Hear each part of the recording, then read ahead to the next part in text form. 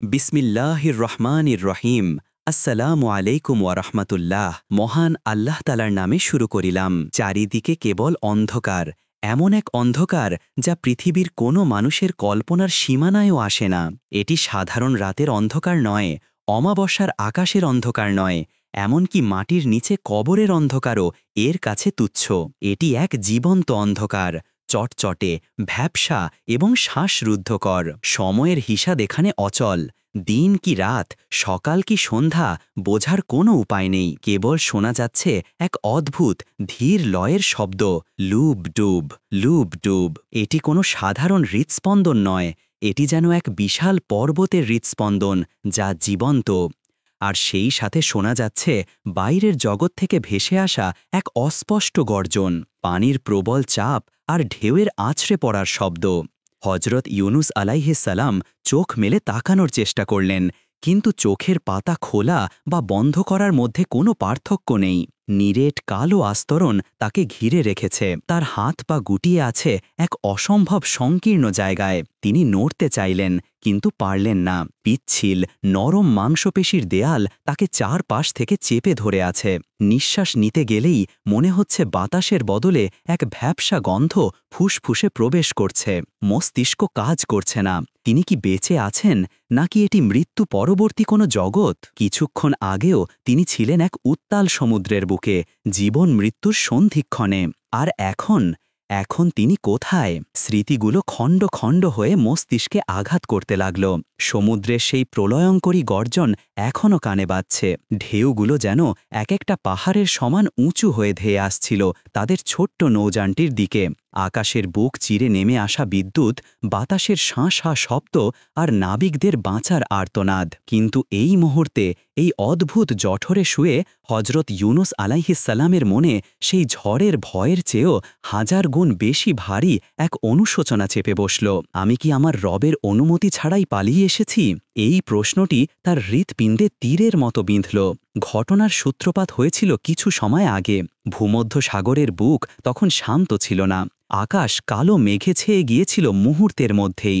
যাত্রী বোঝাই জাহাজটি ঢেউয়ের তালে তালে খেলনার মতো দুলছিল। অভিজ্ঞ নাবিকরা, যারা সমুদ্রের মেজাজ বোঝেন, তাদের চোখেও তখন আতঙ্কের ছায়া। বাতাসের বেগ এতটাই তীব্র ছিল যে মনে হচ্ছিল জাহাজটি যে কোনো মুহূর্তে কাঠখড়ির মতো চূর্ণ বিচূর্ণ হয়ে যাবে।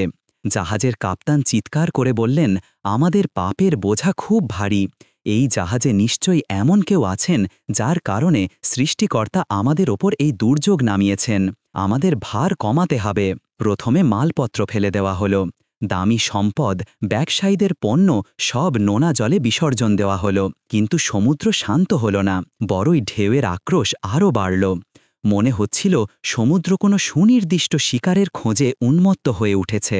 যতক্ষণ না সে তার কাঙ্ক্ষিত বস্তুটি পাবে, ততক্ষণ সে শান্ত হবে না। তখন সিদ্ধান্ত হলো লটারি করার। যাত্রীদের মধ্যে লটারি করা হবে। যাত্রীদের মধ্যে কার নাম ওঠে তাকেই সাগরে ফেলে দিয়ে জাহাজের ভার কমানো হবে। মৃত্যু অনিবার্য জেনেও বাঁচার শেষ চেষ্টা। লটারি করা হলো। সবার হৃৎস্পন্দন তখন গলার কাছে। নাম উঠল ইউনুস। নাবিকরা থমকে গেল। একজন সম্ভ্রান্ত পোপুত্র চেহারার মানুষ তিনি। তার চেহারা থেকে নূর ঠিকরে পড়ছে। এমন মানুষকে কি করে সাগরে ফেলে দেওয়া যায়? কাপ্তান মাথা নাড়লেন, না, এটা ভুল হতে পারে। আবার লটারি করো। দ্বিতীয়বার লটারি হলো। আবারও সেই একই নাম, ইউনুস। লোকেরা ফিসফিস করতে শুরু করল, কিন্তু নাবিকরা মানতে পারল না। তৃতীয়বার লটারির আয়োজন করা হলো। সবার দৃষ্টি তখন লটারির কাঠির দিকে, এবং আশ্চর্যের বিষয়, তৃতীয়বারও সেই একই নাম ভেসে উঠল, হজরত ইউনুস আলাইহিস সালাম। হজরত ইউনুস আলাইহিস সালাম বুঝতে পারলেন এটি সাধারণ কোনো লটারি নয়, এটি মহান আল্লাহর ফয়সালা। তিনি যে তার দায়িত্ব ছেড়ে, তার কওমকে ছেড়ে আল্লাহর সরাসরি নির্দেশ আসার আগেই প্রস্থান করেছিলেন, এটা তারই জাগতিক পরীক্ষা। আসমানের মালিক তাকে ধরে ফেলেছেন, পালাবার আর কোনো পথ নেই। তিনি ধীর পায়ে জাহাজের রেলিংয়ের দিকে এগিয়ে গেলেন। তার চেহারায় কোনো ভয় ছিল না, ছিল কেবল গভীর অনুশোচনা আর সমর্পণ। ঝোড়ো বাতাস তার আলখিল্লা উড়াচ্ছিল। তিনি নাবিকদের দিকে তাকিয়ে বললেন, আমাকে ফেলে দাও, আমিই সেই পলাতক দাস। আমাকে ফেলে দিলেই তোমাদের ঝড় থামবে। নাবিকরা দ্বিধায় ছিল। কিন্তু ঢেউ তখন জাহাজের মাস্তুল ছোঁয়ার উপক্রম। হজরত ইউনুস আর দেরি করলেন না। বিসমিল্লাহ বলে তিনি উত্তাল সাগরের বুকে ঝাঁপ দিলেন। পানির স্পর্শ পেতেই হাড় কাঁপানো ঠান্ডা তাকে গ্রাস করল। ঢেউ তাকে আছড়ে মারল। তিনি তলিয়ে যেতে লাগলেন। কিন্তু ঠিক সেই মুহূর্তেই মহান আল্লাহর আদেশে সমুদ্রের গভীর থেকে উঠে এলো এক বিশাল তিমি। প্রাগৈতিহাসিক দানবের মতো তার মুখ হা হল। তার বিশাল চোয়াল যেন এক অন্ধকার গুহা। হজরত ইউনুস দেখলেন না তিনি কিসের পেটে যাচ্ছেন। তিনি শুধু অনুভব করলেন তিনি তলিয়ে যাচ্ছেন এক জীবন্ত সমাধিতে। মহান আল্লাহ সেই তিমিকে ওহী ইঙ্গিত পাঠালেন, আমার এই বান্দাকে গিলে ফেলো, কিন্তু সাবধান, তার একটি হাড়ও যেন না ভাঙে, তার শরীরের এক বিন্দু গোশতও যেন হজম না হয়। সে তোমার খাদ্য নয়, সে তোমার পেটে আমার আমানত। তিমি তার বিশাল মুখ বন্ধ করে দিল।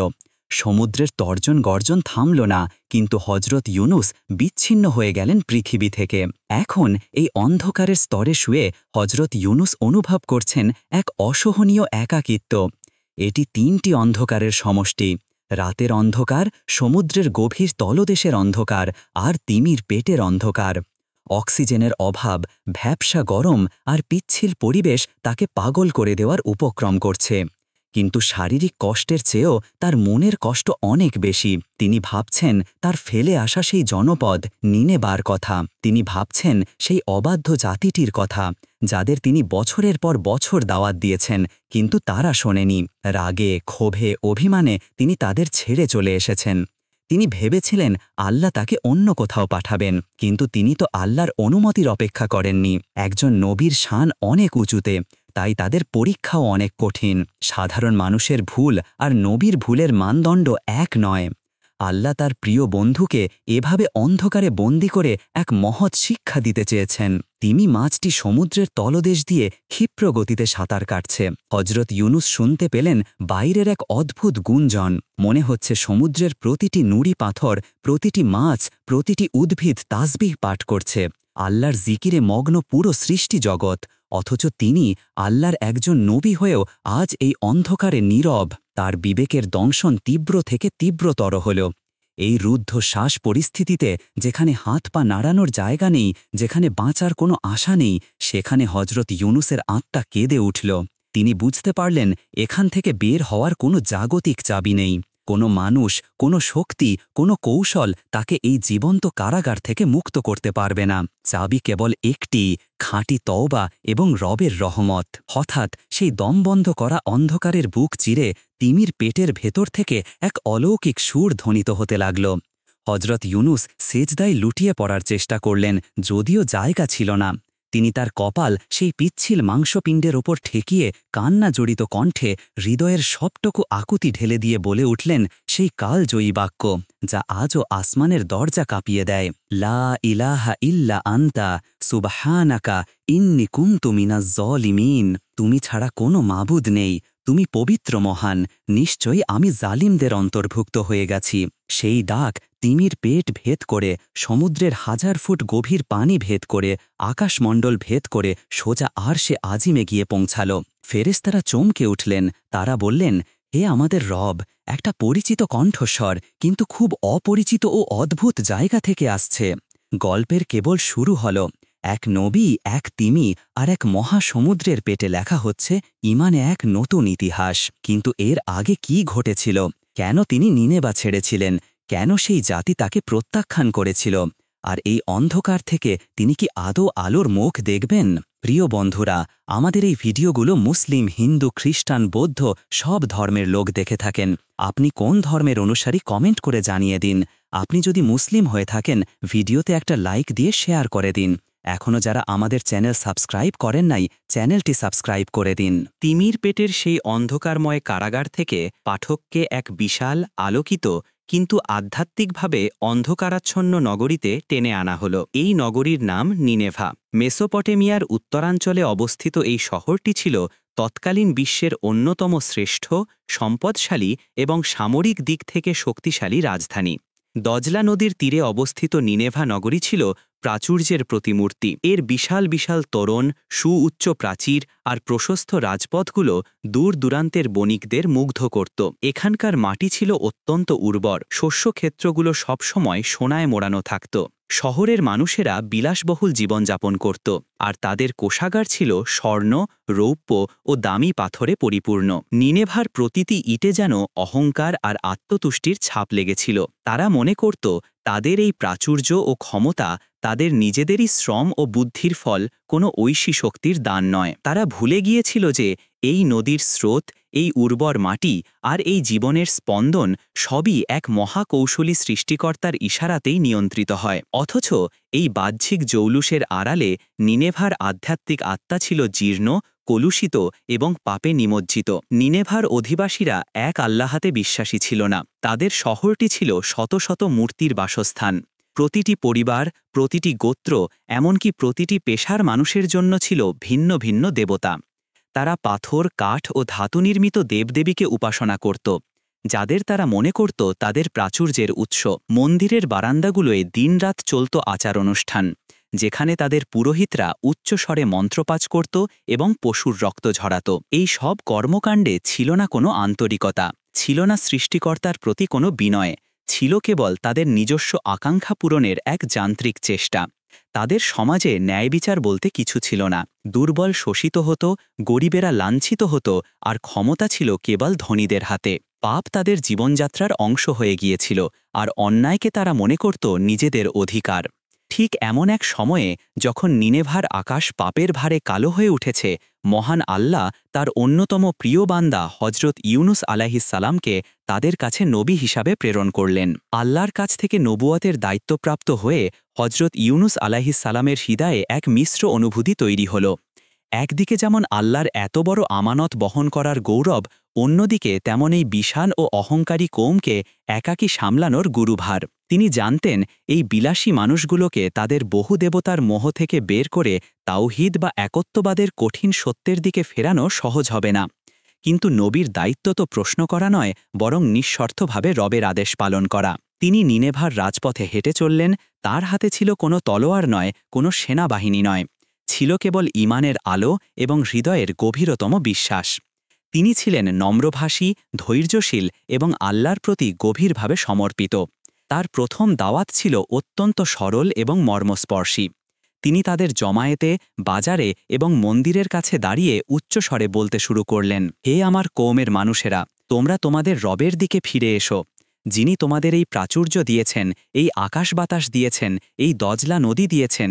কেবল তাঁকেই ভয় করো, কেবল তাঁকেই উপাসনা করো। তোমরা এই পাথর ও কাঠের মিথ্যা উপাস্যদের পরিত্যাগ করো, যারা তোমাদের কোনো ক্ষতিও করতে পারে না, কোনো উপকারও করতে পারে না। তিনি তাদের স্মরণ করিয়ে দিলেন অতীত জাতিগুলোর কথা, যারা আল্লাহর নবীদের প্রত্যাখ্যান করেছিল এবং ধ্বংস হয়েছিল। তিনি করুণার্দ্র কণ্ঠে তাদের বোঝালেন যে এই জাগতিক সম্পদ ক্ষণস্থায়ী, কিন্তু পরকালের জীবন অনন্ত। তিনি তাদের সুবিচার প্রতিষ্ঠা করতে এবং গরিবের অধিকার ফিরিয়ে দিতে আহ্বান জানালেন। প্রথম দিন তার কথা শুনে অনেকে কৌতূহলী হল, কিন্তু যখনই তিনি তাদের প্রিয় দেবদেবীকে বর্জন করে এক অদৃশ্য আল্লাহকে মানতে বললেন, তখনই শুরু হল তীব্র বিরোধিতা। নিনেভার ধনী ও পুরোহিত শ্রেণী ছিল সবচেয়ে বেশি ক্ষিপ্ত। তারা জানত যে যদি এই মানুষগুলো এক আল্লাহতে বিশ্বাসী হয়ে যায়, তবে তাদের ব্যবসা, মূর্তি ও ভোগের বন্ধ হয়ে যাবে এবং তাদের সামাজিক প্রতিপত্তি বিলীন হয়ে যাবে। তারা একজোট হয়ে হজরত ইউনুস আলাইহিসসালামকে উপহাস করতে শুরু করল। আশ্চর্য কথা, এই লোকটা এসেছে আমাদের পূর্বপুরুষদের ধর্মকে বাতিল করতে, আমাদের এত বছরের ঐতিহ্যকে মিথ্যা বলতে। আমাদের দেবতারা কি তবে মিথ্যা? যদি তোমার ঈশ্বর এতই শক্তিশালী হন, তবে তিনি নিজেই এসে আমাদের শাস্তি দিন। তুমি তো দেখছি ক্ষুধার্ত, অর্থলোভী, ক্ষমতা প্রত্যাশী। এমন ধরনের বাক্যবান প্রতিদিন তাকে শুনতে হতো। তারা তাকে পাগল বলে অপবাদ দিল। তারা তার পথে কাঁটা ছড়াল। বাজারে তাকে দেখে মানুষ মুখ ফিরিয়ে নিত। যখন তিনি মসজিদের মতো জায়গায়, যদি তখন এমন স্থাপনা থেকে থাকে, একাকী দাঁড়িয়ে নামাজ আদায় করতেন, তখন তারা দূরে দাঁড়িয়ে হাসাহাসি করত এবং শয়তানের অনুসারী বলে চিহ্নিত করত। কিন্তু হজরত ইউনুস ধৈর্য হারালেন না। তিনি বছরের পর বছর ধরে একই আহ্বান জানাতে থাকলেন। দিন গেল, মাস গেল, এমনকি দশকও পার হয়ে গেল।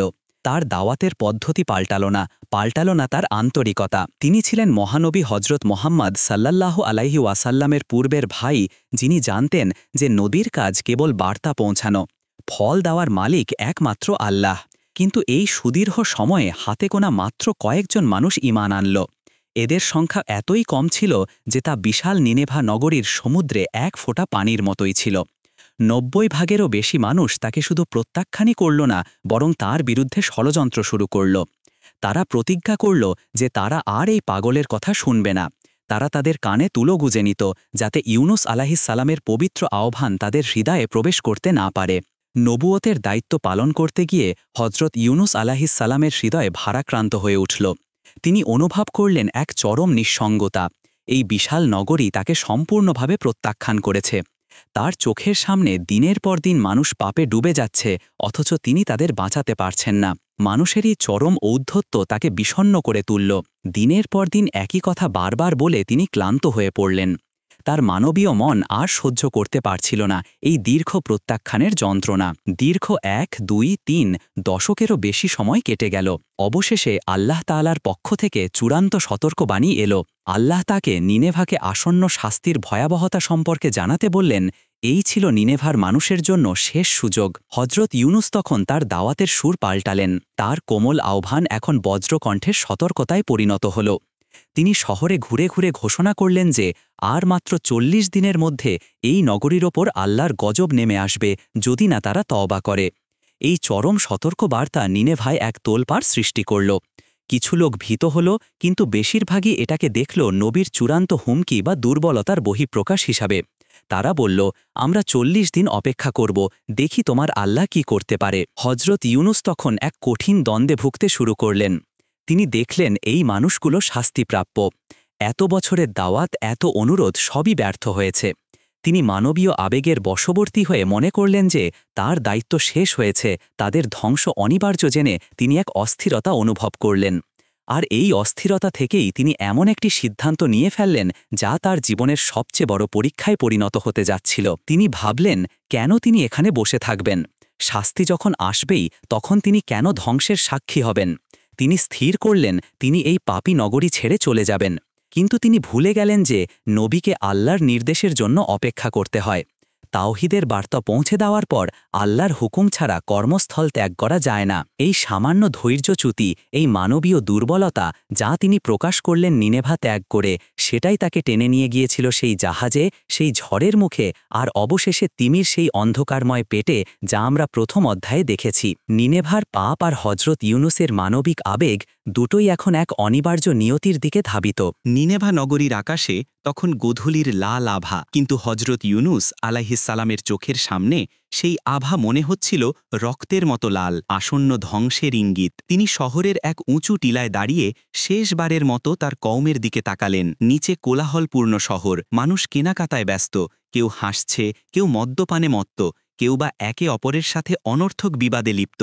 তারা জানে না তাদের মাথার ওপর কেমন ভয়াবহ বিপদ ঝুলছে। তারা জানে না আসমানের ফয়সালা চূড়ান্ত হয়ে গেছে। গত কয়েক দশক ধরে এই মানুষগুলোর দুয়ারে দুয়ারে তিনি কড়া নেড়েছেন, তাদের গালি শুনেছেন, পাথর খেয়েছেন, অপমানিত হয়েছেন। তবুও তিনি হাল ছাড়েননি। কিন্তু আজ তার ধৈর্যের বাঁধ ভেঙে গেছে। মানুষের হৃদয় যখন পাথরের চেয়েও শক্ত হয়ে যায়, তখন নবীর নরম হৃদয়ও অভিমানে ক্ষতবিক্ষত হয়। এই অভিমান নিজের জন্য নয়, এই অভিমান আল্লাহর জন্য। তার রবের হুকুমকে যারা দিনের পর দিন পায়ের নিচে পিষ্ট করেছে, তাদের প্রতি তীব্র ঘৃণায় তার অন্তর ভরে উঠল। কোরআনে বর্ণিত তিনি জুন্নুন, মাছওয়ালা নামে খ্যাত। আর সূরা আল আম্বিয়ায় আল্লাহ বলেন, তিনি রাগান্বিত অবস্থায় চলে গেলেন এবং মনে করলেন আমি তাকে পাকড়াও করব না। এই রাগ বা ক্রোধ ছিল পাপের বিরুদ্ধে। হজরত ইউনুস আলাইহিসসালাম ভাবলেন, আমি তো আমার দায়িত্ব পালন করেছি, আমি তাদের সতর্ক করেছি। এখন যদি আল্লাহ তাদের ধ্বংস করেন, তবে এখানে আমার থাকার কি প্রয়োজন? এই অভিশপ্ত মাটিতে দাঁড়িয়ে থেকে আমি কেন আযাব দেখব? আল্লাহ নিশ্চয়ই আমাকে অন্য কোনো জনপদ বা অন্য কোনো জাতির কাছে পাঠাবেন, যারা আমার কথা শুনবে। এটি ছিল একটি ইজতেহাদ বা নিজস্ব বিচার বিবেচনা প্রসূত সিদ্ধান্ত। একজন সাধারণ মানুষের জন্য এই ভাবনা হয়তো সঠিক ছিল, কিন্তু নবুয়তের মানদণ্ড অতি সূক্ষ্ম। নবীর জন্য নিয়ম হল, যতক্ষণ না জিব্রাইল আলাইহিসসালাম এসে স্পষ্ট ওহী বা নির্দেশ দিয়ে বলবেন, হে নবী, এবার আপনি হিজরত করুন বা স্থান ত্যাগ করুন, ততক্ষণ পর্যন্ত এক পা নড়াও জায়েজ নয়। আগুনের কুণ্ডলি ধেয়ে আসলেও নবীর পা সেই মাটিতেই গেঁথে থাকতে হবে, যতক্ষণ না রবের হুকুম আসে। কিন্তু ইউনুস আলাইহিসসালামের মানবিক আবেগ তখন প্রবল। তিনি ভাবলেন, আল্লাহ তো দয়ালু, তিনি তো দেখছেন আমি কতটা ক্লান্ত। তিনি নিশ্চয়ই আমাকে এই কষ্টকর স্থান ত্যাগের জন্য দোষী করবেন না। তিনি কাউকে কিছু না বলে, কোনো বিদায় সম্ভাষণ না জানিয়ে রাতের আধারে বা খুব ভোরে নিনেভা ত্যাগ করলেন। তার হাতে ছিল যৎসামান্য সম্বল, পেছনে পড়ে রইল তার স্মৃতিবিজড়িত ঘর, তার প্রার্থনার স্থান, আর সেই হাজার হাজার মানুষ যাদের তিনি নিজের সন্তানের মতো ভালোবাসতে চেয়েছিলেন, কিন্তু তারা তা গ্রহণ করেনি। শহর থেকে বের হয়ে তিনি মরুভূমির পথ ধরলেন। তপ্ত বালু আর রুক্ষ বাতাস তার চেহারায় আছড়ে পড়ছিল, কিন্তু মনের ভেতরের ঝড়ের কাছে বাইরের এই বাতাস ছিল তুচ্ছ। তিনি হাঁটছেন তো হাঁটছেনই, উদ্দেশ্য ভূমধ্য সাগরের তীর। তিনি লোকালয় থেকে অনেক দূরে সমুদ্রের ওপারে কোথাও চলে যেতে চান, যেখানে নিনেভার এই অবাধ্য মানুষের মুখ আর দেখতে হবে না। দীর্ঘ পথ পাড়ি দিয়ে তিনি এসে পৌঁছালেন সমুদ্র তীরে, সম্ভবত আজকের জাফা বা সমসাময়িক কোনো ব্যস্ত বন্দর। চোখের সামনে বিশাল নীল জলরাশি, সমুদ্রের এই অসীম বিস্তার দেখে তার মনে কিছুটা প্রশান্তি এলো। তিনি ভাবলেন, এই বিশাল সাগরের ওপারেই হয়তো অপেক্ষা করছে এক নতুন জীবন, এক নতুন দায়িত্ব। বন্দরে নোঙর করা ছিল একটি যাত্রীবাহী জাহাজ, বেশ বড়, মজবুত কাঠের তৈরি। নাবিকরা মালপত্র লোড করতে ব্যস্ত, যাত্রীরা ওঠানামা করছে, এক কর্মচঞ্চল পরিবেশ। হজরত ইউনুস আলাইহিসসালাম ধীর পায়ে জাহাজের কাপ্তানের কাছে গেলেন। তার পরনে ছিল সাধারণ পোশাক, কিন্তু তার চেহারায় ছিল নবুয়তের নূর। দীর্ঘ সফর আর মানসিক ক্লান্তির ছাপ থাকলেও তার চোখ দুটো ছিল উজ্জ্বল। কাপ্তান এবং নাবিকরা তাকে দেখেই সম্ভ্রম বোধ করল। সাধারণ অপরিচিত যাত্রীদের তারা সহজে নিতে চায় না, কিন্তু এই মানুষটিকে দেখে তাদের মনে হল ইনি কোনো সাধারণ পথিক নন, হয়তো কোনো পুণ্যবান সাধক। আমি কি আপনাদের সাথে যেতে পারি? হজরত ইউনুস আলাইহিসসালাম শান্ত কণ্ঠে জিজ্ঞাসা করলেন। কাপ্তান মাথা নেড়ে সম্মতি জানালেন। ভাড়ার বিনিময়ে তাকে জাহাজে ওঠার অনুমতি দেওয়া হল। তিনি জাহাজের এক কোণে গিয়ে বসলেন। জাহাজ ছাড়ার প্রস্তুতি শুরু হল। পাল তোলা হল, বিশাল লঙ্গর পানি থেকে টেনে তোলা হল। তীরের মাটি থেকে জাহাজটি যখন বিচ্ছিন্ন হয়ে গভীর জলের দিকে ভেসে চলল, তখন হজরত ইউনুস এক দীর্ঘ শ্বাস ফেললেন। তিনি মনে মনে ভাবলেন, যাক, অবশেষে মুক্তি, নিনেভার সেই দমবন্ধ করা পরিবেশ থেকে মুক্তি। কিন্তু হায়, তিনি জানতেন না তিনি নিনেভার কারাগার থেকে পালিয়ে আল্লাহর এক মহাজাগতিক পরিকল্পনার জালে আটকা পড়তে যাচ্ছেন। তিনি ভেবেছিলেন তিনি নিরাপদ, কিন্তু আসমানে তখন ফয়সালা লেখা হয়ে গেছে। জাহাজকে তীরের রেখা মুছে দিয়ে গভীর সমুদ্রে প্রবেশ করল। আকাশ ছিল পরিষ্কার, বাতাস ছিল অনুকূল। যাত্রীরা হাসি ঠাট্টায় মেতেছিল, কেউ বাণিজ্যের কথা বলছে, কেউ পরিবারের কথা। হজরত ইউনুস আলাইহিসসালাম একাকী বসে সমুদ্রের ঢেউ গুনছিলেন। তার মনে তখনও নিনেভার স্মৃতি। ওরা কি এতক্ষণে ধ্বংস হয়ে গেছে? আল্লাহর আজাব কি নেমে এসেছে? এই প্রশ্নগুলো তাকে তাড়াতো করছিল।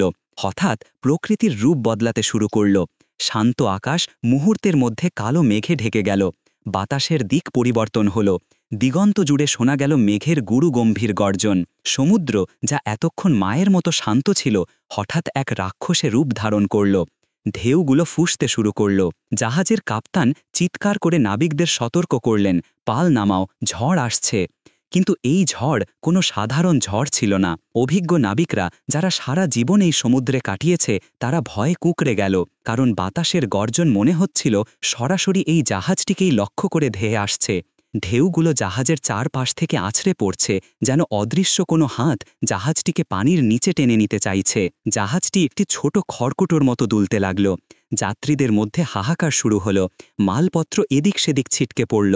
হজরত ইউনুস আলাইহিসসালাম তখনও স্থির। তিনি বুঝতে পারছিলেন না কি হচ্ছে। তিনি তো আল্লাহর নবী, তিনি তো এই জাহাজে আছেন, তাহলে কেন এই বিপদ? নাকি এটা কোনো সতর্ক বার্তা? কাপ্তান মরিয়া হয়ে বললেন, আমাদের জাহাজে নিশ্চয়ই কোনো পলাতক গোলাম বা মহাপাপী আছে, যার কারণে সমুদ্র দেবতা তাদের বিশ্বাসে মতে ক্ষিপ্ত হয়েছেন।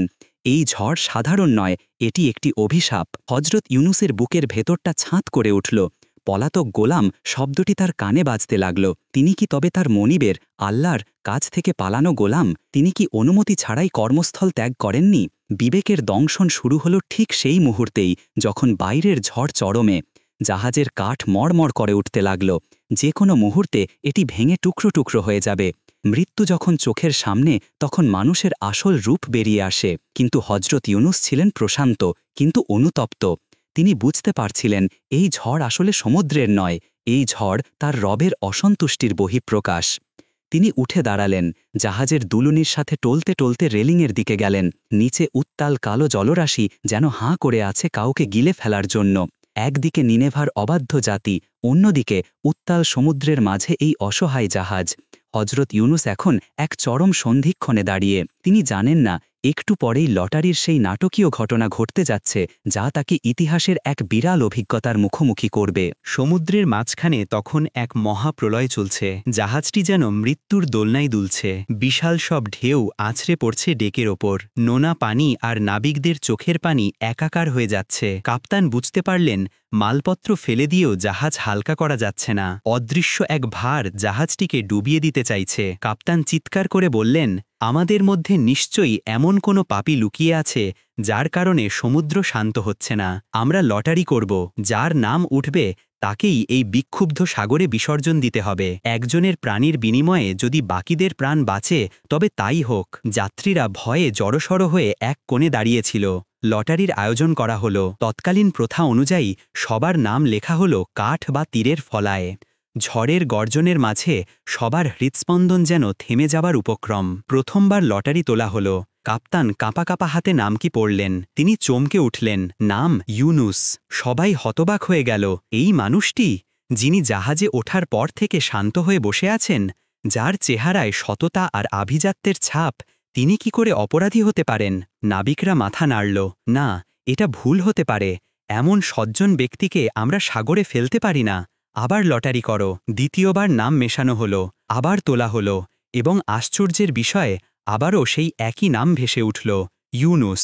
গুঞ্জন শুরু হলো, কিন্তু নাবিকরা তবুও মন থেকে মানতে পারল না। তারা ভাবল হয়তো কাকতালীয়। তৃতীয় ও শেষবারের মতো লটারি করা হলো। এবার সবার দৃষ্টি সেই লটারির কাঠির দিকে। কাপ্তান যখন তৃতীয়বার নামটি ঘোষণা করলেন, তখন আর কোনো সন্দেহের অবকাশ রইল না। আবারও সেই নাম, ইউনুস। হজরত ইউনুস আলাইহিসসালাম এতক্ষণ চুপচাপ দাঁড়িয়ে দেখছিলেন। যখন তৃতীয়বার তার নাম উঠল, তিনি বুঝতে পারলেন এটি সাধারণ লটারি নয়, এটি আসমানি ফয়সালা। এটি তার রবের পক্ষ থেকে গ্রেপ্তারি পরোয়ানা। তিনি যে আল্লাহর অনুমতি ছাড়া কর্মস্থল ত্যাগ করেছেন, আল্লাহ তাকে ধরে ফেলেছেন। পালাবার আর কোনো পথ নেই। তিনি ধীর পায়ে সামনে এগিয়ে এলেন। তার চেহারায় মৃত্যুভয় ছিল না, ছিল গভীর এক বিষাদ আর আত্মসমর্পণের প্রশান্তি। তিনি কাপ্তান এবং যাত্রীদের দিকে তাকিয়ে বললেন, তোমরা বৃথা চেষ্টা করো না। আমি সেই পলাতক দাস। আমি আমার রবের নির্দেশ পালন না করেই পালিয়ে এসেছি। আমাকে সাগরে ফেলে দাও, দেখবে সাথে সাথেই ঝড় থেমে যাবে। নাবিকরা দ্বিধায় পড়ে গেল। একজন জ্যান্ত মানুষকে উত্তাল সমুদ্রে ফেলে দেওয়া কি মুখের কথা? কিন্তু সমুদ্রের গর্জন তখন আরও হিংস্র হয়ে উঠেছে। জাহাজটি চরচর শব্দে ভাঙতে শুরু করেছে। হজরত ইউনুস আলাইহিসসালাম রেলিংয়ের ধারে গিয়ে দাঁড়ালেন। নিচে অতল কালো জলরাশি, ফেনা তুলে গর্জন করছে মৃত্যু। তিনি আকাশের দিকে একবার তাকালেন, হয়তো মনে মনে বললেন, হে আল্লাহ, আমি তোমার ফয়সালা মেনে নিলাম। আমি আমার দেহ তোমার হাতে সঁপে দিলাম। তিনি আর দেরি করলেন না। ঝড়ের বেগে উড়ে আসা নোনা বাতাস তার আলখিল্লা উড়াচ্ছিল। তিনি বিসমিল্লা বলে সেই উত্তাল সাগরের বুকে ঝাঁপ দিলেন। যেই মুহূর্তে তার শরীর পানের স্পর্শ পেল, এক অলৌকিক ঘটনা ঘটল। যেই সমুদ্র এতক্ষণ রাক্ষসের মতো ফুঁসছিল, তা মুহূর্তের মধ্যে শান্ত হতে শুরু করল। জাহাজের নাবিকরা অবাক হয়ে দেখল, ঢেউগুলো যেন মন্ত্রমুগ্ধের মতো নিচু হয়ে গেল। জাহাজটি আবার স্বাভাবিকভাবে চলতে শুরু করল। তারা বুঝতে পারল এই যাত্রী কোনো সাধারণ মানুষ ছিলেন না। কিন্তু পানির নিচে তখন আর এক দৃশ্য। হজরত ইউনুস আলাইহিসসালাম তলিয়ে যাচ্ছেন। অন্ধকার, হাড় কাঁপানো ঠান্ডা, কিন্তু তিনি ডুবে মরলেন না। আল্লাহ তাআলা আগেই সমুদ্রের এক বিশাল মাছকে, তিমি বা হাঙর জাতীয় কোনো বিশাল জলজ প্রাণীকে আদেশ দিয়ে রেখেছিলেন। মাছটি সমুদ্রের গভীর থেকে উঠে এসে হাঁ করে অপেক্ষা করছিল। আল্লাহ সেই মাছকে ওহী, প্রেরণা বা ইঙ্গিত পাঠালেন, খবরদার, একে চিবিয়ে খাবে না, এর হাড় ভাঙবে না, এর মাংস ছিঁড়বে না। আমি একে তোমার খাদ্য বানাইনি। তোমার পেট হবে এর জন্য এক সাময়িক কয়েদখানা এবং হেফাজতখানা। হজরত ইউনুস পানির গভীরে যাওয়ার আগেই সেই বিশাল মাছটি তাকে আস্ত গিলে ফেলল। তিনি ঢুকে গেলেন এক জীবন্ত সাবমেরিনের ভেতরে। বাইরের জগৎ থেকে সম্পূর্ণ বিচ্ছিন্ন হয়ে তিনি এখন মাছের পেটের গভীর অন্ধকারে বন্দী। দৃশ্যপট পরিবর্তন, নিনেভা নগরী। এদিকে নিনেভায় কি ঘটছে? হজরত ইউনুস শহর ছেড়ে চলে যাওয়ার পর প্রথম সকালটি ছিল অন্য রকম। শহরের মানুষ ঘুম থেকে উঠে দেখল আকাশ আর নীল নেই। দিগন্ত জুড়ে এক অদ্ভুত লালচে কালো মেঘ জমা হয়েছে। এই মেঘ বৃষ্টির মেঘ নয়, এই মেঘ আতঙ্কের। বাতাস স্তব্ধ হয়ে গেল। পাখিয়া ডাকাডাকি বন্ধ করে দিল। গবাদি পশুগুলো অস্থির হয়ে হাম্বা হাম্বা রবে চিৎকার করতে লাগল। প্রকৃতির এই হঠাৎ পরিবর্তন নিনেভার মানুষের মনে আদিম ভয়ের সঞ্চার করল। বেলা বাড়ার সাথে সাথে সেই কালো মেঘ আরও নিচে নেমে আসতে লাগল। মনে হচ্ছিল যেন আকাশ ভেঙে শহরের উপর পড়বে। একদম বন্ধ করা পরিস্থিতি। শহরের বয়োজ্যেষ্ঠরা এবং জ্ঞানীরা আকাশের দিকে তাকিয়ে শিউরে উঠল। তাদের মনে পড়ে গেল ইউনুসের সেই সতর্কবাণীর কথা। তিনি বলেছিলেন ৪০ দিন পর আযাব আসবে। আজ কি তবে সেই সময় শুরু হল? একজন বৃদ্ধ কাঁপা কাঁপা গলায় বললেন, কিন্তু সেই পাগল লোকটি কোথায়? তাকে খুঁজে বের করো। সে সত্য বলেছিল। আমাদের দেবতারা তো এই মেঘ সরাতে পারছে না। লোকেরা হন্য হয়ে হজরত ইউনুস আলাইহিস সালামকে খুঁজতে লাগল। তার ভাঙা কুড়ে ঘরে, বাজারে, জনসমাগমে কোথাও তিনি নেই। খবর রটে গেল নবী শহর ছেড়ে চলে গেছেন। তখন নিনেভার মানুষের ভুল ভাঙল। তারা বুঝতে পারল নবীর চলে যাওয়া মানেই হল আল্লাহর রহমত উঠে যাওয়া। নবী যখন থাকেন তখন আযাব আসে না। নবী চলে গেছেন মানে এখন শুধু ধ্বংস বাকি। তাদের অন্তরে তখন আর অহংকার রইল না। মৃত্যু যখন সামনে এসে দাঁড়ায় তখন রাজার মুকুট আর ভিখারির ঝুলি সব সমান হয়ে যায়। ধনীরা তাদের ধন সম্পদ ফেলে রাস্তায় নেমে এলো। মায়েরা তাদের কোলের শিশুকে বুকে জড়িয়ে ধরল। শক্তিশালী যুবকরা ভয়ে থরথর করে কাঁপতে লাগল। শহরের এক প্রান্ত থেকে অন্য প্রান্তে রব উঠল, আমরা ভুল করেছি, আমরা ভুল করেছি। তাদের পুরোহিতরা যারা এতদিন মূর্তির পূজা করত, তারা দেখল তাদের পাথরের দেবতাগুলো এই অন্ধকারের সামনে কতই না অসহায়। তারা বুঝতে পারল ইউনুসের রবই একমাত্র সত্য রব। ঠিক সেই মুহূর্তে যখন আযাব মাথার খুব কাছে, যখন কালো ধোঁয়া তাদের ঘরবাড়ি গ্রাস করতে শুরু করেছে, তখন নিনেভার লক্ষ লক্ষ মানুষ একযোগে এক অভাবনীয় কাজ করে বসল। তারা সবাই শহর ছেড়ে খোলা ময়দানে বেরিয়ে এলো। তারা তাদের গবাদি পশু, ছাগল, ভেড়া সব সাথে নিয়ে এলো। তারা মায়েদের থেকে শিশুদের আলাদা করে দিল, পশুদের থেকে তাদের বাচ্চাদের আলাদা করে দিল। বাচ্চারা ক্ষুধার জ্বালায় এবং ভয়ে কাঁপতে লাগল। পশুরা তাদের বাচ্চাদের জন্য চিৎকার করতে লাগল। আর মানুষ, তারা তাদের রাজকীয় পোশাক ছিঁড়ে সাধারণ চট বা অমসৃণ কাপড় পরে ধুলোবালিতে গড়াগড়ি দিয়ে কাঁদতে শুরু করল। আকাশে তখন প্রলয়ঙ্করী গর্জন, আর নিচে লক্ষ মানুষের কান্নার রোল। এক হৃদয় বিদারক দৃশ্য। তারা আকাশের দিকে হাত তুলে চিৎকার করে বলতে লাগল, হে ইউনুসের রব, আমরা ঈমান আনলাম, আমরা আমাদের পাপ স্বীকার করলাম, আপনি আমাদের ক্ষমা করুন, আমাদের ধ্বংস করবেন না। ইতিহাসে এই একটি মাত্র জাতি যারা আযাব চোখের সামনে দেখেও তওবা করার সুযোগ পেয়েছিল এবং আল্লাহ তাদের তওবা কবুল করেছিলেন। কিন্তু সাগরের নিচে বসে হযরত ইউনুস কি জানতেন তার কওম এখন কি করছে? তিনি কি জানতেন যে জাতি তাকে তাড়িয়ে দিয়েছিল তারা আজ তার জন্য কাঁদছে? না, তিনি জানতেন না।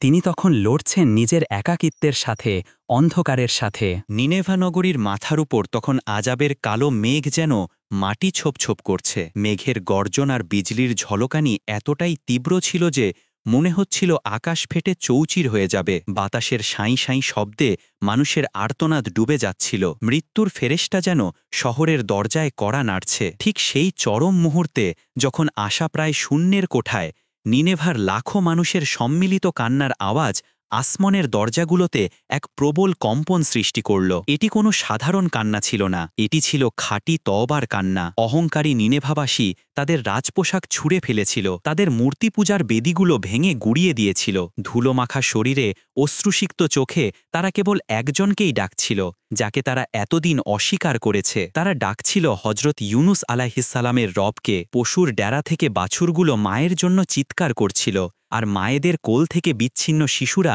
ভয়ে ও ক্ষুধায় কাঁদছিল। মানুষ ও পশুর এই সম্মিলিত আর্তনাদ এবং তাদের হৃদয়ের গভীর অনুশোচনা দেখে মহান আল্লাহ, যিনি আর রাহমান, পরম দয়ালু এবং আত-তাওয়াব, তওবা কবুলকারী, তার রহমতের দরিয়ায় জোয়ার এলো। ইতিহাসে এই একটি মাত্র ঘটনা যেখানে আযাবের মেঘ চলে আসার পরেও কোনো জাতির তওবা কবুল করা হয়েছিল। আল্লাহ ফেরেশতাদের নির্দেশ দিলেন, সরিয়ে নাও এই আযাব। আমার বান্দারা তাদের ভুল বুঝতে পেরেছে, তারা আমার কাছে আত্মসমর্পণ করেছে। বিস্ময়করভাবে সেই ঘন কালো মেঘ ধীরে ধীরে ফিকে হতে শুরু করল। বাতাসের গতি কমল, দিগন্তের কালো রেখা সরে গিয়ে সেখানে ফুটে উঠল এক চিলতে সোনালি রোদ। মৃত্যুর ছায়া সরে গিয়ে জীবনের আলো ফিরে এলো। নিনেভার মানুষ বিশ্বাসই করতে পারছিল না যে তারা বেঁচে গেছে। তারা একে অপরকে জড়িয়ে ধরে কাঁদতে লাগল, এবার আর ভয়ে নয়, কৃতজ্ঞতায়। তারা পাগলের মতো খুঁজতে লাগল তাদের পথ প্রদর্শক হজরত ইউনুস আলাইহিসসালামকে। তারা তাকে মাথায় তুলে নাচতে চাইল, তাকে তাদের নেতা মানতে চাইল,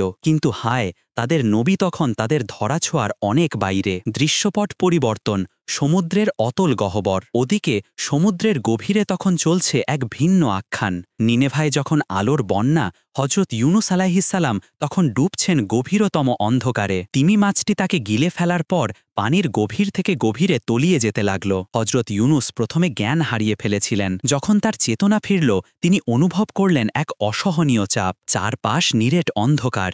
তিনি হাত বাড়ালেন, কিন্তু হাত স্পর্শ করল এক পিচ্ছিল, নরম ও ভেজা দেয়াল। তিনি নড়তে চাইলেন, কিন্তু জায়গা এতই সংকীর্ণ যে নড়াচড়া করা প্রায় অসম্ভব। প্রথমে তিনি ভাবলেন, আমি কি মারা গেছি? এটা কি কবরের জগৎ? তিনি নিজের গায়ে চিমটি কাটলেন, ব্যথা অনুভব হল।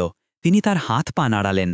তিনি বুঝতে পারলেন তিনি জীবিত, কিন্তু কোথায় তিনি? ধীরে ধীরে তার বোধশক্তি কাজ করতে শুরু করল। বাতাসের ভারী গন্ধ, মাছের পেটের ভেতরের সেই ভ্যাপসা উত্তাপ আর বাইরের পানির চাপের আওয়াজ, সব মিলিয়ে তিনি বুঝতে পারলেন তিনি এক জীবন্ত প্রাণীর পেটের ভেতরে বন্দী। কোরআনে এই পরিস্থিতিকে বলা হয়েছে জুলুমাত, অর্থাৎ অনেকগুলো অন্ধকার। মুফাসসিরগণ বলেন এখানে ৩টি অন্ধকারের সংমিশ্রণ ঘটেছিল।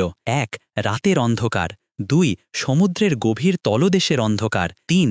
তিমি মাছের পেটের ভেতরের অন্ধকার। এই ৩ স্তরের অন্ধকারের মধ্যে হজরত ইউনুস একাকী। তার শ্বাস নিতে কষ্ট হচ্ছিল। তিমির পেটের ভেতর অক্সিজেনের স্বল্পতা আর তীব্র অ্যাসিডিক পরিবেশ, যা সাধারণত খাবার হজম করে, তাকে ঘিরে ধরেছিল। কিন্তু আল্লাহর আদেশে সেই অ্যাসিড নবীর শরীরের কোনো ক্ষতি করতে পারছিল না। তবুও পরিবেশটা ছিল শ্বাসরুদ্ধকর। মানুষ সাধারণত এমন অবস্থায় কয়েক মিনিটের বেশি বাঁচতে পারে না, কিন্তু আল্লাহ তাকে বাঁচিয়ে রেখেছিলেন এক অলৌকিক উপায়ে, যাতে তিনি শিক্ষা লাভ করতে পারেন। এই নির্জন কারাবাসে শুয়ে হজরত ইউনুস আলাইহিসসালামের মানসপটে ভেসে উঠল তার ফেলে আসা জীবনের চিত্র। তিনি ভাবলেন, আমি কেন পালালাম? আমি কি আল্লাহর রহমত থেকে নিরাশ হয়েছিলাম, নাকি আমি আমার রবের ধৈর্যের সীমা পরীক্ষা করতে চেয়েছিলাম? হঠাৎ তিনি শুনতে পেলেন এক অদ্ভুত আওয়াজ। তিমির পেটের দেয়াল ভেদ করে বাইরের সমুদ্র থেকে এক যান্ত্রিক গুঞ্জন ভেসে আসছে। তিনি কান পেতে শোনার চেষ্টা করলেন। মনে হচ্ছিল সমুদ্রের নুড়ি পাথর, প্রবাল, ছোট বড় মাছ সবাই যেন এক সুরে কথা বলছে। আল্লাহ তার শ্রবণ শক্তিকে তীক্ষ্ণ করে দিলেন। তিনি বুঝতে পারলেন এটি কোনো সাধারণ আওয়াজ নয়। সমুদ্রের প্রতিটি ধূলিকণা, প্রতিটি জীব মহান আল্লাহর তাসবিহ অর্থাৎ পবিত্রতা বর্ণনা করছে। এই দৃশ্য হজরত ইউনুসের আত্মাকে প্রবলভাবে নাড়া দিল। তিনি লজ্জায় কুঁকড়ে গেলেন। তিনি ভাবলেন, সমুদ্রের এই বোবা প্রাণীরা, এই জড় পদার্থগুলো আল্লাহর হুকুমের প্রতি কত অনুগত।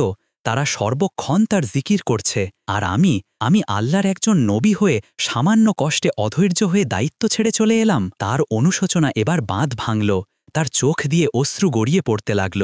সেই লোনা পানি তার গাল বেয়ে গড়িয়ে পড়ল, কিন্তু সেখানে দেখার কেউ নেই তার কান্না শোনার। তিমি মাছটি প্রশান্ত মহাসাগরের মতো বিশাল জলরাশি চিরে সাঁতার কাটছে, আর তার পেটের ভেতর এক মহিমান্বিত আত্মা নিজেকে তুচ্ছ মনে করে রবের দরবারে ফরিয়াদ জানাচ্ছে। তিনি অনুভব করলেন এই অন্ধকার থেকে বের হওয়ার কোনো শারীরিক শক্তি তার নেই। তিনি যতই শক্তিশালী বা বুদ্ধিমান হন না কেন, এই পরিস্থিতি থেকে বের হওয়া সম্পূর্ণ অসম্ভব। একমাত্র সেই সত্তা তাকে বাঁচাতে পারেন যার হুকুমে এই তিমি তাকে গিলেছে। তার হাত পা অবশ হয়ে আসছিল, কিন্তু তার ঈমান তখনও সজাগ। তিনি সেই সংকুচিত অবস্থায় পেটের নাড়িভুড়ির মধ্যে কোনো মতে সেজদার মতো ভঙ্গি করলেন। তার কপাল ঠেকল মাছের পেটের নরম মাংসপেশিতে। তিনি তার হৃদয়ের সবটুকু আকুতি, সবটুকু বিনয় আর সবটুকু বিশ্বাস এক করে জবান খুললেন, এবং তখনই উচ্চারিত হল ইতিহাসের শ্রেষ্ঠ প্রার্থনা, যা আজ 1000 বছর পরেও মুমিনদের বিপদের সাথী। তিনি বলে উঠলেন,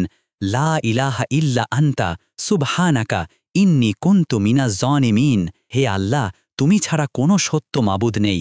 তুমি পবিত্র, মহান, নিশ্চয়ই আমি নিজের ওপর জুলুম করেছি, আমি অপরাধীদের অন্তর্ভুক্ত। এই বাক্যে ছিল না কোনো বাঁচার সরাসরি আবেদন। তিনি বলেন না আমাকে বাঁচাও বা আমাকে বের করো। তিনি কেবল আল্লাহর একত্ববাদের ঘোষণা দিলেন, আল্লাহর পবিত্রতা বর্ণনা করলেন আর নিজের অপরাধ স্বীকার করলেন। তিনি নিজেকে সঁপে দিলেন রবের ইচ্ছার ওপর। এই বাক্যটি তিমির পেট থেকে বের হয়ে সমুদ্রের ঢেউ চিলে বায়ুমণ্ডল ভেদ করে সোজা আরশে আজিমে পৌঁছে গেল। এক অদ্ভুত কম্পন সৃষ্টি হল আসমানে। প্রিয় বন্ধুরা, আমাদের এই ভিডিওগুলো মুসলিম, হিন্দু, খ্রিস্টান, বৌদ্ধ সব ধর্মের লোক দেখে থাকেন। আপনি কোন ধর্মের অনুসারী কমেন্ট করে জানিয়ে দিন। আপনি যদি মুসলিম হয়ে থাকেন ভিডিওতে একটা লাইক দিয়ে শেয়ার করে দিন। এখনও যারা আমাদের চ্যানেল সাবস্ক্রাইব করেন নাই, চ্যানেলটি সাবস্ক্রাইব করে দিন। সমুদ্রের অতল গহ্বর থেকে হজরত ইউনুস আলাইহিসসালামের সেই কাতর ফরিয়াদ, লা ইলাহা ইল্লা আন্তা সুবহানাকা ইন্নি কুনতু মিনাজ জুলিমিন, যখন উচ্চারিত হল, তখন তা কেবল শব্দে সীমাবদ্ধ থাকল না। সেই বাক্যগুলো নূরের এক তীব্র রশ্মি হয়ে পানির স্তর ভেদ করে মহাকাশের দিকে ধাবিত হল। পৃথিবীর মানুষের কানে সেই আওয়াজ পৌঁছাল না, কিন্তু আসমানের বাসিন্দারা তা শুনতে পেল।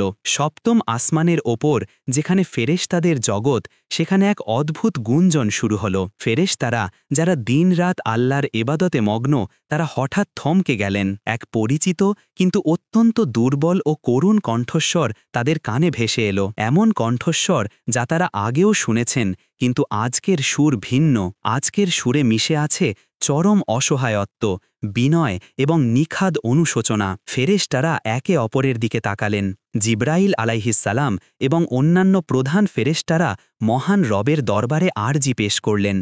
তারা বিনীতভাবে বললেন, হে আমাদের রব, আমরা একটি অত্যন্ত পরিচিত কণ্ঠস্বর শুনতে পাচ্ছি, কিন্তু তা আসছে এক অপরিচিত এবং অদ্ভুত জায়গা থেকে। মনে হচ্ছে কোনো এক গভীর গহ্বর থেকে কেউ আপনাকে ডাকছে। কে এই বান্দা মাবুদ? মহান আল্লাহ, যিনি আলিমুল গাইব, সব গোপন জানেন, তিনি ফেরেশতাদের কৌতূহল মেটালেন। তিনি বললেন, তোমরা কি চিনতে পারছো না? এটা আমার বান্দা ইউনুস। সে মাছের পেটের অন্ধকারে বন্দী, সেখান থেকেই সে আমাকে ডাকছে। ফেরেশতারা বিস্মিত হলেন। তারা বললেন, হে আল্লাহ, সেই ইউনুস যার নেক আমল এবং জিকির আজকার প্রতিদিন আসমানে উঠে আসত, যার দোয়ার নূরে আকাশ আলোকিত থাকত, আজ সে এমন বিপদে। আল্লাহর দরবারে তখন এক আবেগঘন পরিবেশ তৈরি হল। ফেরেশতারা সুপারিশের সুরে বলতে লাগলেন, হে দয়ালু রব, আপনার এই বান্দা সুখের দিনেও আপনাকে ভুলে যায়নি, আপনাকে প্রচুর স্মরণ করেছে। আজ বিপদের দিনে আপনি কি তার উপর দয়া করবেন না? আপনি কি তাকে এই অন্ধকার কবর থেকে মুক্তি দেবেন না? কোরআনে আল্লাহ তাআলা এই মুহূর্তটির এক গূঢ় রহস্য উন্মোচন করেছেন। তিনি বলেন, সে যদি সুখের সময়ে আমার পবিত্রতা ও মহিমা বর্ণনা না করত, তবে তাকে কিয়ামত দিবস পর্যন্ত সেই মাছের পেটেই থাকতে হতো। সূরা আস-সাফফাত ১৪৩-১৪৪। অর্থাৎ হজরত ইউনুস আলাইহিসসালামের অতীত জীবনের এবাদত, তার চোখের পানি এবং আল্লাহর প্রতি তার অবিচল ভালোবাসা, এগুলোই আজ তার মুক্তির ঢাল বা ওসিলা হয়ে দাঁড়াল। আল্লাহ ফেরেশতাদের সাক্ষী রেখে এবং নিজের রহমতের চাদরে ইউনুস আলাইহিসসালামকে জড়িয়ে নিয়ে সিদ্ধান্ত জানালেন। তিনি তার বান্দার তওবা কবুল করেছেন। তিমির প্রতি নতুন নির্দেশ। আল্লাহর ফয়সালা হওয়ার সাথে সাথেই অদৃশ্য জগৎ থেকে এক নির্দেশ নেমে এলো সেই বিশাল মাছটির কাছে। এতক্ষণ মাছটি ছিল হজরত ইউনুস আলাইহিসসালামের জন্য এক জীবন্ত কারাগার, কিন্তু এক মুহূর্তের ব্যবধানে আল্লাহর হুকুমে সেই কারাগারই হয়ে গেল মুক্তির বাহন। আল্লাহ মাছটিকে আদেশ দিলেন, তোমার কাজ শেষ, আমার বান্দা তার শিক্ষা পেয়েছে, তাকে আর কষ্ট দিও না। তাকে পেটে ধারণ করে সমুদ্রের তীরের দিকে নিয়ে চলো।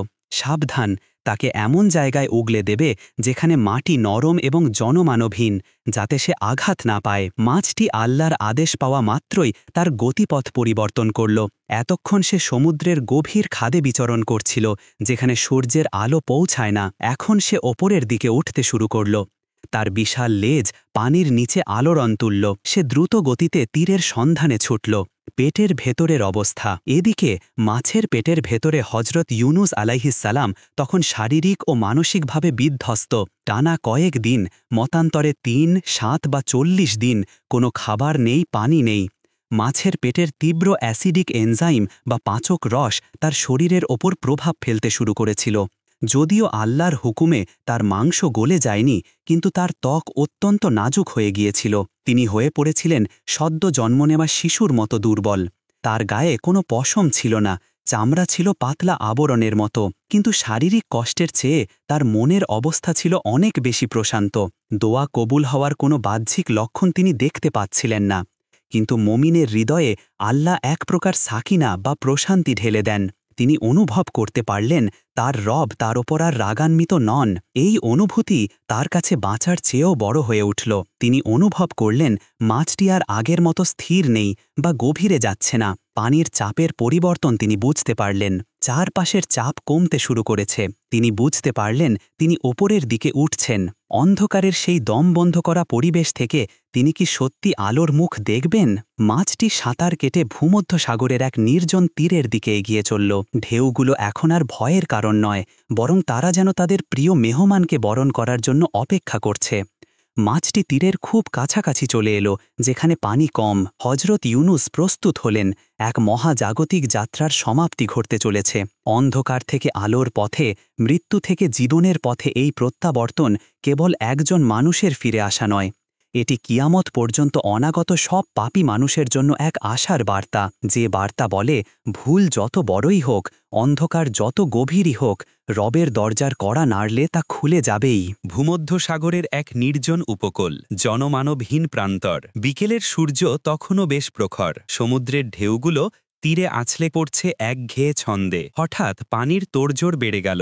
সমুদ্রের নীল জলরাশি ভেদ করে ভেসে উঠল এক বিশাল জলজ প্রাণী, সেই তিমি, যেটি এতদিন আল্লাহর আমানত বহন করছিল। তিমিটি তীরের খুব কাছে, যেখানে পানি ও বালির মিলন ঘটেছে সেখানে এসে থামল। আল্লাহর নির্দেশে সে তার বিশাল চোয়াল ধীরে ধীরে খুলে দিল।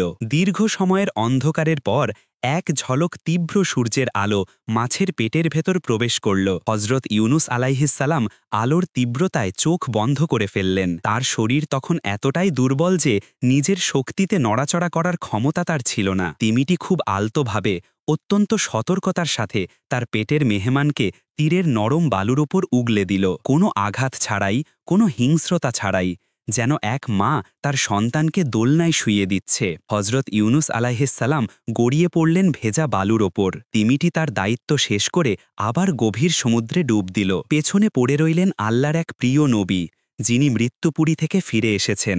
নবীর করুণ শারীরিক অবস্থা। মুক্তির এই মুহূর্তটি যতটা আনন্দের, হজরত ইউনুস আলাইহিসসালামের শারীরিক অবস্থার জন্য তা ছিল ততটাই যন্ত্রণাদায়ক। মাছের পেটের তীব্র অ্যাসিডিক এনজাইম বা পাচক রস তার শরীরের ওপর ভয়াবহ প্রভাব ফেলেছিল। তাফসির এবং ঐতিহাসিক বর্ণনায় এসেছে তার শরীর থেকে চামড়া খসে গিয়েছিল বা অত্যন্ত পাতলা হয়ে গিয়েছিল। তিনি দেখতে মনে হচ্ছিলেন সদ্য জন্ম নেওয়া এক লালচে পাখির ছানার মতো। তার শরীরে কোনো পশম অবশিষ্ট ছিল না। তার ত্বক এতটাই নাজুক হয়ে পড়েছিল যে বাতাসের মৃদু স্পর্শ তার কাছে আগুনের ছোকার মতো মনে হচ্ছিল।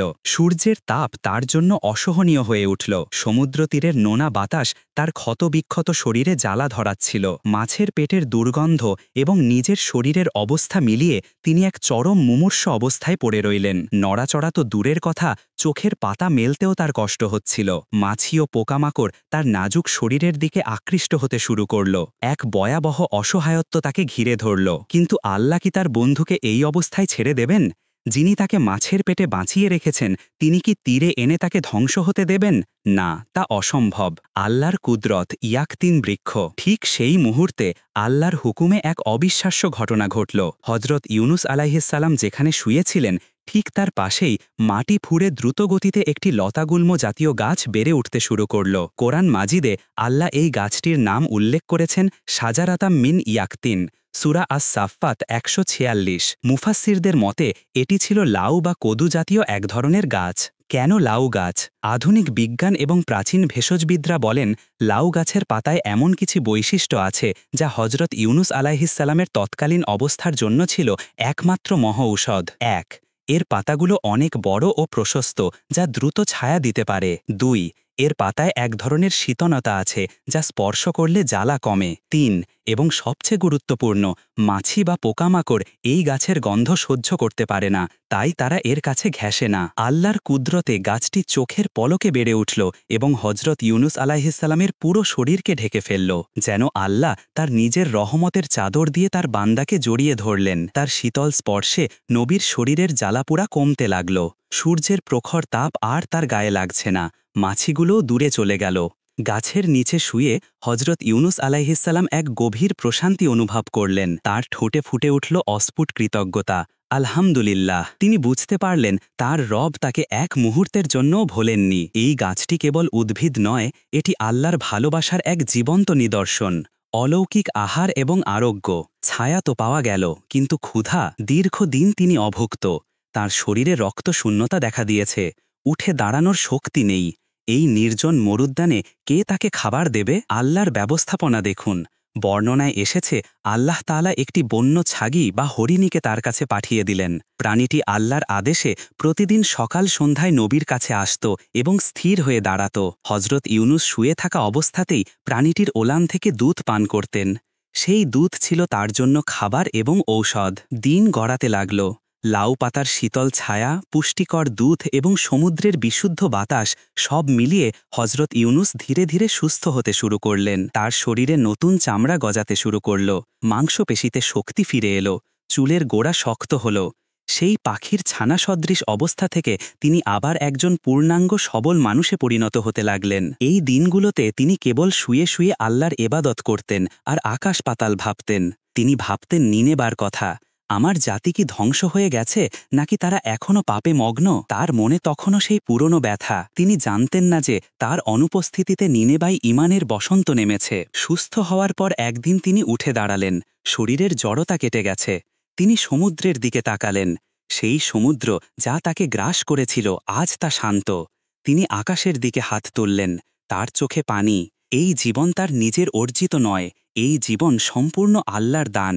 তিনি প্রতিজ্ঞা করলেন এই নতুন জীবন তিনি পুরোপুরি আল্লাহর পথে ব্যয় করবেন। এখন তার ফেরার পালা, কিন্তু কোথায় ফিরবেন?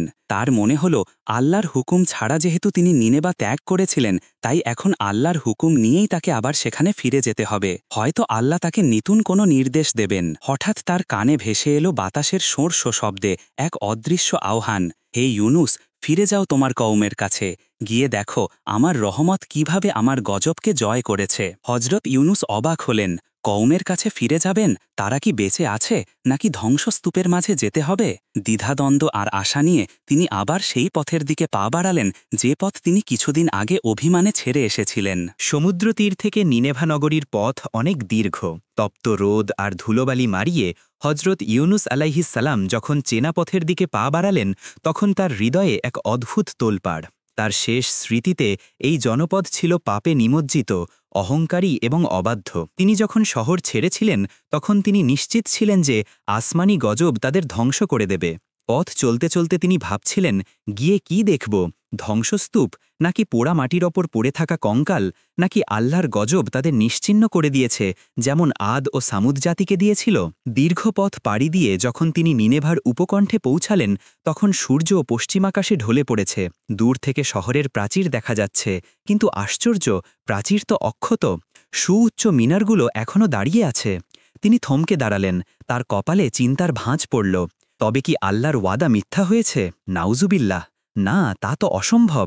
নাকি গজবের দিনক্ষণ পাল্টে গেছে? তিনি ধীর পায়ে শহরের প্রধান ফটক দিয়ে প্রবেশ করলেন। তার শরীর চাদরে ঢাকা, চেহারা ধুলোমলিন। কেউ তাকে প্রথমে চিনতে পারল না, কিন্তু শহরে প্রবেশ করার পর তিনি যা দেখল তাতে তার পায়ের নিচের মাটি সরে যাওয়ার উপক্রম হল। এক অবিশ্বাস্য রূপান্তর। এটি কি সেই নিনেভা যেখানে দিন রাত মদের আড্ডা বসত, যেখানে মূর্তি পূজার ঢাকঢোল বাজত, যেখানে সবল দুর্বলের ওপর অত্যাচার করত? আজ সেই শহর অদ্ভুত রকম শান্ত। বাজারের কোলাহল নেই, অনর্থক হাসি ঠাট্টা নেই। তিনি দেখলেন মানুষগুলোর পরনে জৌলুসপূর্ণ পোশাক নেই, বরং তারা অতি সাধারণ মোটা কাপড়ের পোশাক পরে আছে। তাদের চোখে মুখে এক ধরনের বিনয় এবং ভীতিমিশ্রিত কৃতজ্ঞতার ছাপ। রাস্তার মোড়ে মোড়ে মানুষ জটলা করে দাঁড়িয়ে আছে, কিন্তু তারা কোনো গসিপ করছে না। তারা আকাশের দিকে তাকিয়ে কি যেন ফিসফিস করে বলছে। হজরত ইউনুস কান পেতে শুনলেন। তারা বলছে, হে ইউনুসের রব, আমরা আপনার কাছে আত্মসমর্পণ করেছি, আপনি আমাদের ক্ষমা করেছেন, আমরা আপনার শুকরিয়া আদায় করছি। নবী চমকে উঠলেন, তিনি নিজের কানকে বিশ্বাস করতে পারলেন না। তিনি এগিয়ে গিয়ে এক পথচারীকে জিজ্ঞাসা করলেন, ভাই, এই শহরের কি হয়েছে? কিছুদিন আগেও তো এখানে পাপের উৎসব চলত। লোকটি অচেনা মুসাফির মনে করে দীর্ঘ শ্বাস ফেলে বলল, হে পথিক, তুমি কি জানো না, আমাদের কাছে আল্লাহর এক নবী এসেছিলেন, ইউনুস। আমরা তাকে তাড়িয়ে দিয়েছিলাম। তিনি বলে গিয়েছিলেন আযাব আসবে। তিনি চলে যাওয়ার পর সত্যি আকাশ কালো হয়ে গিয়েছিল, আমরা মৃত্যুর ছায়া দেখেছিলাম। তখন আমরা বুঝতে পারি তিনি সত্য নবী ছিলেন।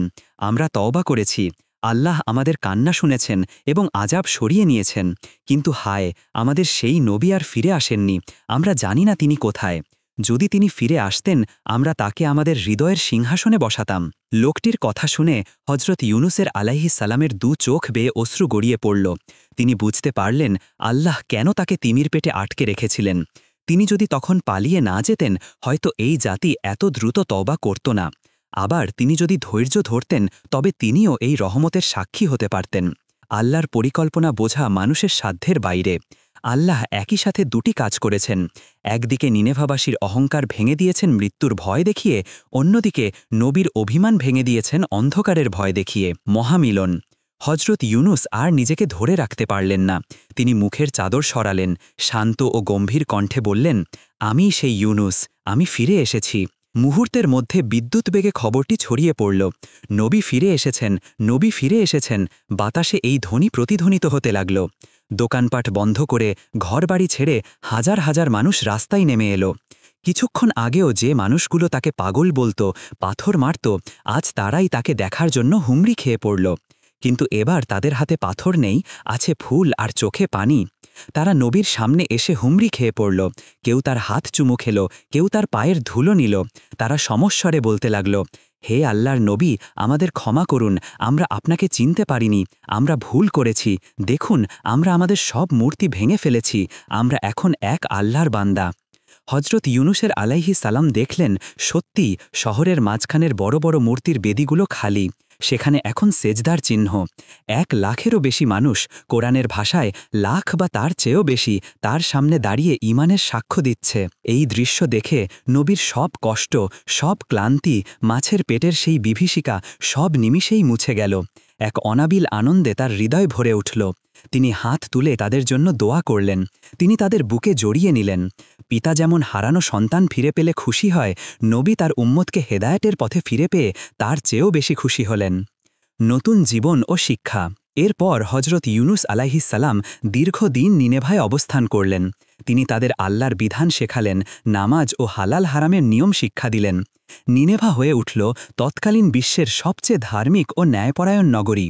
কোরআনে আল্লাহ তাআলা এই জাতির প্রশংসা করে বলেছেন যে, একমাত্র ইউনুসের কওমই এমন জাতি ছিল যারা আযাব দেখার পর ঈমান এনেছিল এবং আল্লাহ তাদের ঈমান কবুল করে তাদের নির্দিষ্ট সময় পর্যন্ত সুখ শান্তিতে বসবাস করার সুযোগ দিয়েছিলেন। সূরা ইউনুস ৯৮। উপসংহার। অন্ধকারের অতল থেকে আলোর দিশা। হজরত ইউনুসের এই পুরো জীবন কাহিনী কেবল একটি গল্প নয়, এটি মানব জাতির জন্য এক অনন্ত শিক্ষার আধার। ১. ধৈর্যের পরীক্ষা। দাওয়াতের পথে বা জীবনের যে কোনো কঠিন পরিস্থিতিতে ধৈর্য হারাতে নেই। আল্লাহর হুকুমের আগে ময়দান ছাড়া যায় না। ২. তওবার শক্তি। ভুল মানুষ করতেই পারে, এমনকি নবী রাসূলরাও পদস্খলন থেকে মুক্ত নন। কিন্তু আসল বীরত্ব হল ভুল স্বীকার করে ফিরে আসা। মাছের পেটের সেই অন্ধকার ছিল হজরত ইউনুসের জন্য এক আধ্যাত্মিক রিচার্জ স্টেশন। ৩. দোয়ার মহিমা। লা ইলাহা ইল্লা আনতা সুবহানাকা ইন্নী কুনতু মিনাজ জলিমিন। এই দোয়াটি বিপদে পড়া মানুষের জন্য আল্লাহর পক্ষ থেকে এক বিশেষ উপহার। রাসূলুল্লাহ সাল্লাল্লাহু আলাইহি সাল্লাম বলেছেন, কোনো মুসলিম যখনই বিপদে পড়ে এই দোয়া পাঠ করবে, আল্লাহ তাকে অবশ্যই সেই বিপদ থেকে উদ্ধার করবেন। আজ হাজার বছর পরও যখনই কোনো মানুষ হতাশার গভীর সাগরে নিমজ্জিত হয়, যখন চারপাশের দেয়াল চেপে আসে, যখন বাঁচার আর কোনো আশা থাকে না, তখন হজরত ইউনুসের সেই মাছের পেটের ঘটনা তাদের কানে ফিসফিস করে বলে, হতাশ হয়েও না, আল্লাহ সেই গভীর অন্ধকার থেকেও তার বান্দাকে অক্ষত ফিরিয়ে এনেছিলেন। তিনি তোমাকেও ফেরাবেন যদি তুমি ডাকতে জানো। ভূমধ্য সাগরের ঢেউ আজও আছড়ে পড়ে, নিনেভার ধ্বংসাবশেষ আজও ইরাকের মাটিতে বিদ্যমান, কিন্তু হজরত ইউনুসের সেই ঈমানদীপ্ত আহ্বান আর তওবার কান্না আজও প্রতিটি মুমিনের হৃদয়ে এক অবিনশ্বর বাতিঘর হয়ে জ্বলছে। বন্ধুরা, এই রকম ইসলামিক কাহিনী ও শিক্ষণীয় ভিডিও দেখতে চাইলে আমাদের ইউটিউব চ্যানেলটি এখনই সাবস্ক্রাইব করে দিন। তো দেখা হচ্ছে পরের ভিডিওতে। সেই পর্যন্ত মহান আল্লাহ আমাদের সবাইকে সঠিক পথে থাকার তৌফিক দান করুক। আমিন সুম্মা আমিন।